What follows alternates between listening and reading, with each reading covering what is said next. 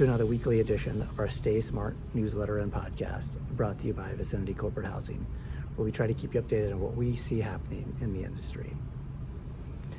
Well, today I'm doing this podcast from Midway Airport in Chicago.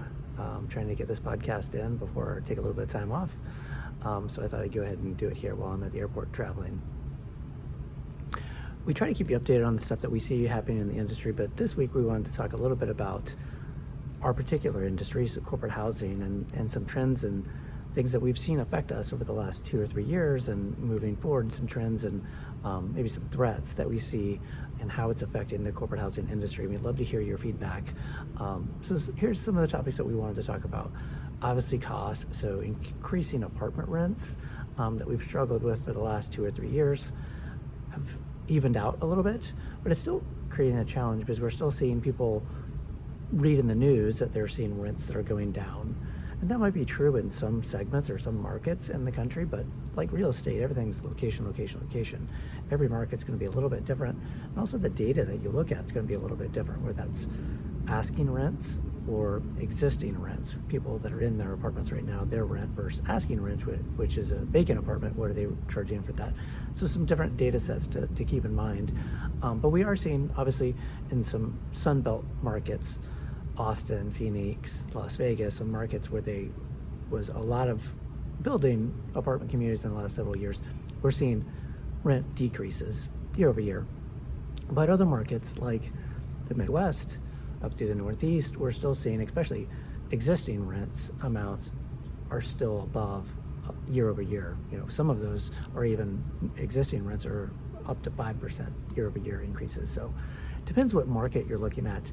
And a lot of that is what we have right now. So our existing rents versus if we took out new leases, how that affects the cost. Existing rents are still high.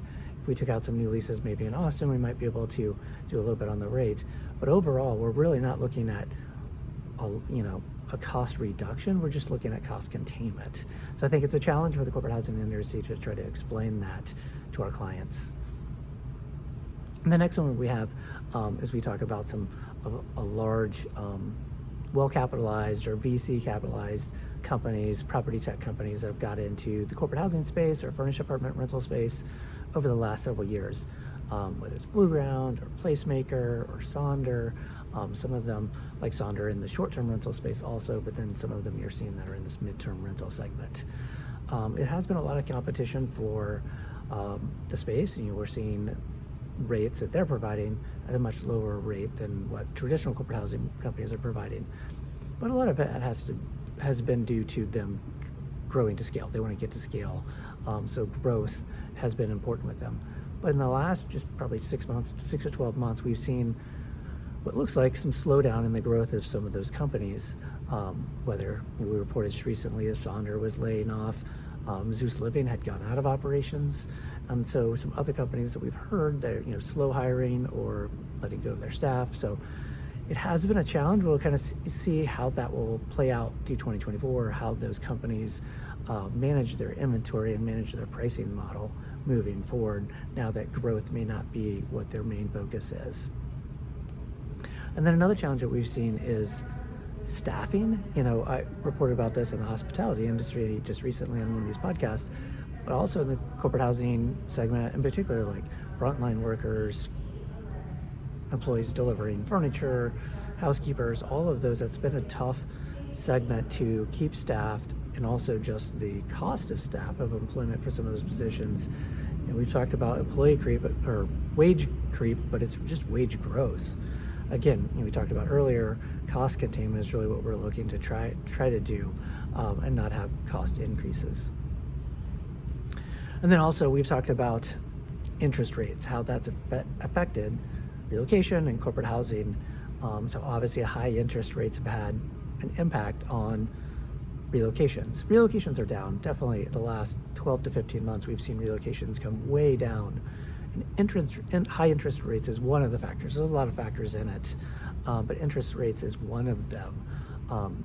And so we've just seen relocation come down because people aren't wanting to relocate due to those high interest rates. They're not wanting to sell when they're sitting on a 3 or 4% mortgage and have to buy into a 7 or 8% mortgage.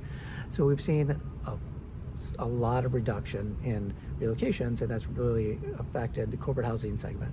Also, the tech segment in particular they've been not hiring or reducing staff, and that's a big piece of corporate housing also, is that tech segment. So we've seen a reduction in relocation in the tech segment. So that's been a challenge for the corporate housing industry.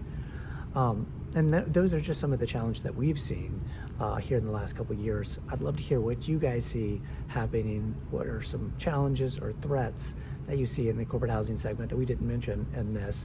Something that might see coming up in the next year or so. So that's what I see transitioning in the corporate housing segment. Take care, everyone.